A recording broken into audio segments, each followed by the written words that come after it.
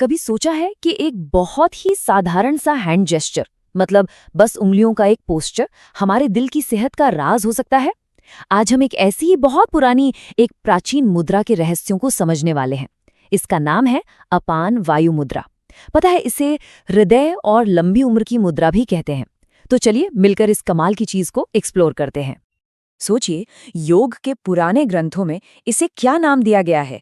प्राकृतिक नाइट्रोग्लिसरिन। है ना कमाल का नाम? ये नाम सुनते ही दिमाग में आता है कि भाई ऐसा क्या है इसमें? मतलब उंगलियों को बस एक खास तरीके से रखने में इतनी बड़ी शक्ति आ कैसे सकती है? तो सवाल यही है कि क्या ये वाकई में दिल के लिए एक नेचुरल रेमेडी है?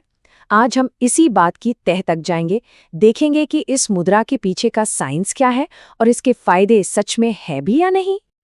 तो सबसे पहले ये अपान वायु मुद्रा है क्या चीज? देखिए, योग साइंस में इसका एक और नाम है हृदय मुद्रा। और योग में ना, दिल को सिर्फ एक ऑर्गन नहीं माना जाता, इसे इमोशंस का, हमारे लाइफ फोर्स यानी प्राण शक्ति का सेंटर माना जाता है। तो इस मुद्रा का मेन काम है इसी सेंटर को, मतलब हमारे दिल और पूरे ब्लड सर्कुलेशन सिस्टम को बैलेंस करना और मजबूत बनाना। इसका पूरा खेल बॉडी के एलिमेंट्स को बैलेंस करने पर टिका है।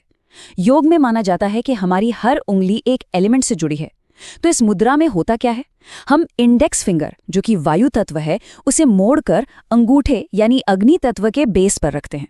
इससे बॉडी में जो एक्स्ट्रा हवा है वो कम होती है।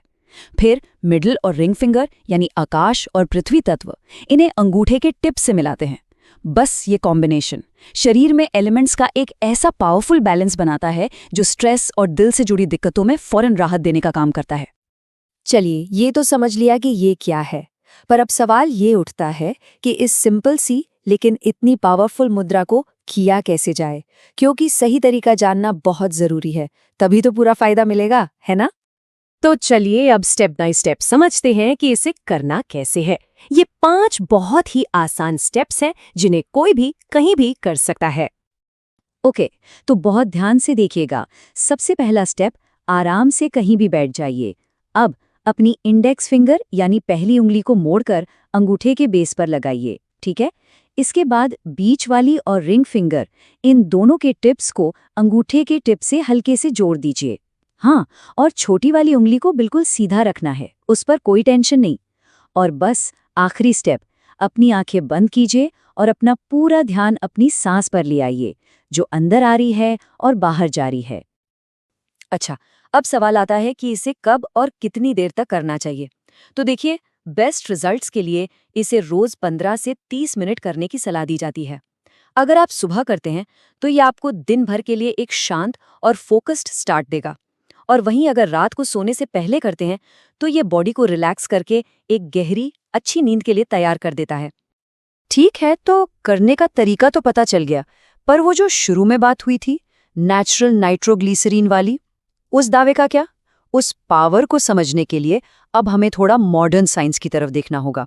मतलब आखिर ये बॉडी के लेवल पर काम कैसे करता है? इसका सारा का सारा सीक्रेट हमारी वेगस नर्व में छिपा है। जी हाँ, वेगस नर्व।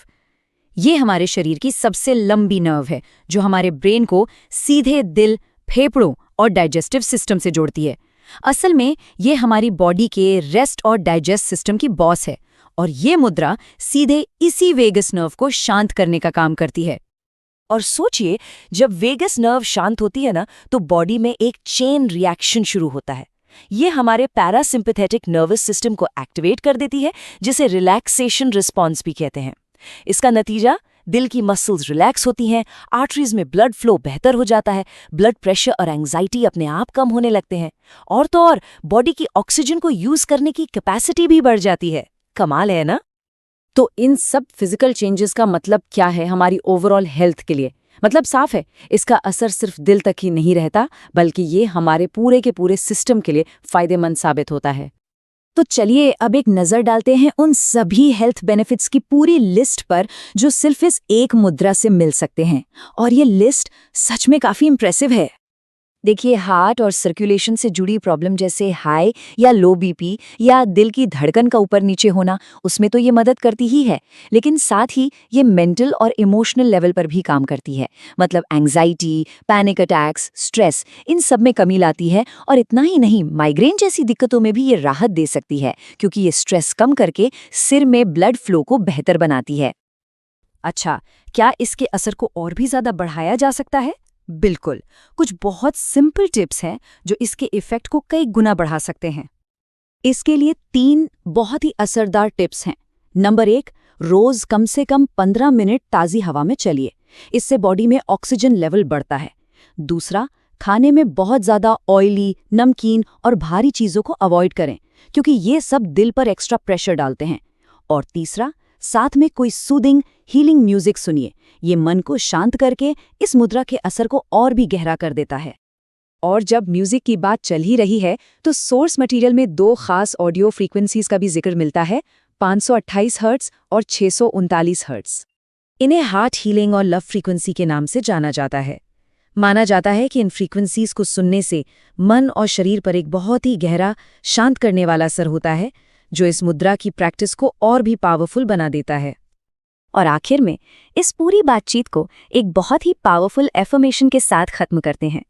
मेरा हृदय शांत, मजबूत और दिव्य प्रेम से भरा है।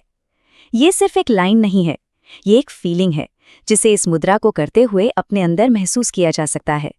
तो सवाल फिर वहीं आकर रुकता है, क्या सच में एक मामूली सा इशारा हमारी सेहत की चाबी हो सकता है? ये सवाल सोचने और खुद अनुभव करने लायक है।